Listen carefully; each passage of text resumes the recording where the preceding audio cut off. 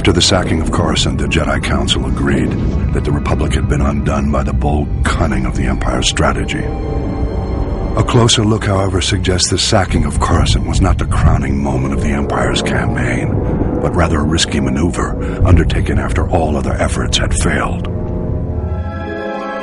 The Sith only considered turning to such measures after their efforts were undermined by an unlikely Republic ally, the criminal smuggling contingent that broke the Mandalorian blockade. The blockade choked the primary trade route for providing Republic military support to the Outer Rim and the main hyperlane for bringing raw goods from the colonies to the core worlds. Long-standing holdouts in the Outer Rim began folding to the Empire, and critical supplies vanished from the core worlds almost overnight. As starvation swept through the lower levels of Coruscant, riots broke out planet-wide. Talk in the Senate veered sharply toward complete surrender to the Sith Empire.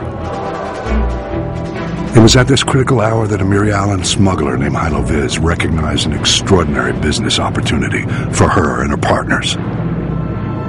With the Republic willing to pay any price for raw goods, Hylo's plan was simple: break the Mandalorian blockade. Loading massive freighters with all the goods the Outer Rim had to offer, Hylo and her fellow smugglers hauled their loads to within a parsec of the blockade and stopped still. Distracted by suspicious freighters, the Mandalorians never knew what hit them.